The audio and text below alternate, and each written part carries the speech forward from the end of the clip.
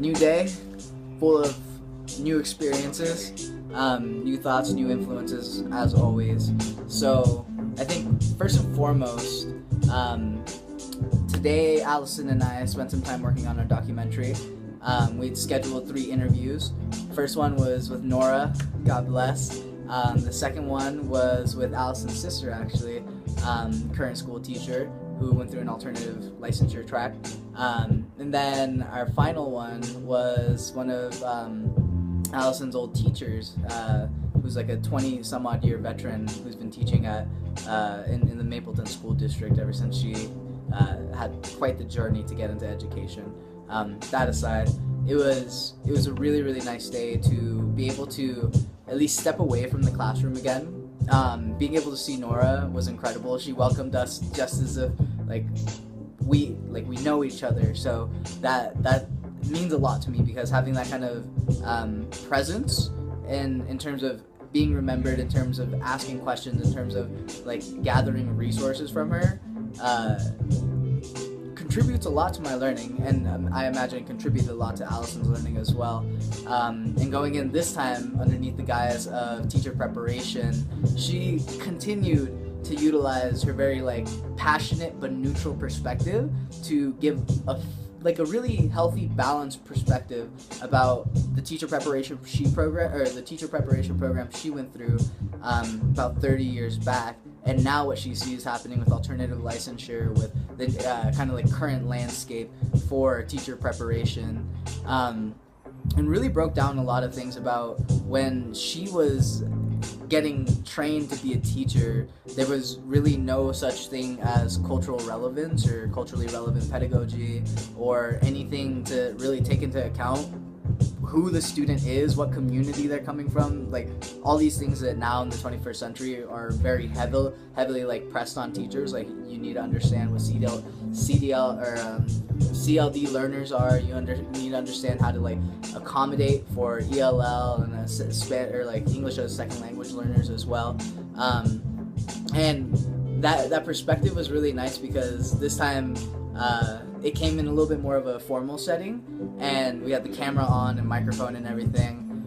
And she's a very quotable person. I think she was very cognizant that this was going to be utilized for our documentary, so she wanted to give us a rich, balanced perspective about the various questions that we asked her, ranging from what did being a teacher used to mean, and she spoke highly of, well, not spoke highly of, but spoke about how back in the day, teachers were actually able to get much more respect. It was seen as a very, very highly respected profession, whereas now it's this matter of who can we blame? The teachers. And teachers are at the forefront of being questioned by all sorts of people in the education field, whether it be students who question them and their validity, or parents, especially parents, and their involvement within schools and questioning the teacher's kind of authority. Being able to hear that insight and that perspective definitely gave me better insight about how ESEA, Nickleby, and now moving into Blueprint have all shaped perceptions about teachers as well. And I think that's something I hope that we develop in this documentary together, is what are the perceptions that have reigned true, or at least built up the stigma against or for teachers in certain lights and certain eras. But it was really interesting, because asking those questions throughout the process of the interview made both of us, I think both of us had to really consider what key pieces of information are really essential for understanding teacher preparation. How do we have a balanced perspective of the past and history, and utilize that to move us forward in our thought, and look forward to what teachers have to contend with as 21st century educators. So the last conversation we had after Allison's sister was Sharon, I believe. I'm spacing the name right now, but she left us with this note about once we asked her the question of what do you think is held in store for the 21st century teacher, in terms of policy, how will that affect them in terms of being in the Blueprint innovation era, what can we expect from teachers? And she mentioned that at this point now, teachers are very, very saturated in terms of all the things that they're expected to do, and they continue to be tagged on with all these extra obligations, all these extra responsibilities, these trainings, these like PD days, all of this stuff continues to like fuel how a teacher is supposed to work. And how a teacher should be able to work given the landscape that public education is in currently. And her message wasn't necessarily about like more of like a paradigm shift or what's out in store for the future. It was more so like looking at it pragmatically. It's like, what more are you going to ask of these people before you start supporting them?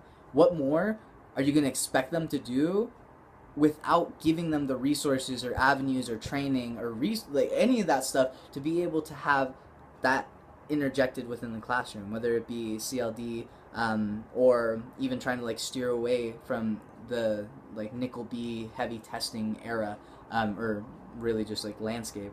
So I think having these conversations just continues to like make my mind go in all sorts of directions, but I'm thinking we're in a good place right now. We have 3 really rich perspectives, and we're going to gain some more as well in the coming days. And I think it'll be really interesting to weave through what people have said and try to like create a message and kind of talk about or comment on what teacher preparation is, what teacher preparation looks like. So really looking forward to that. And new day, new possibilities. Just gotta stay strong, keep at it. Hope you're doing well. Have a good night.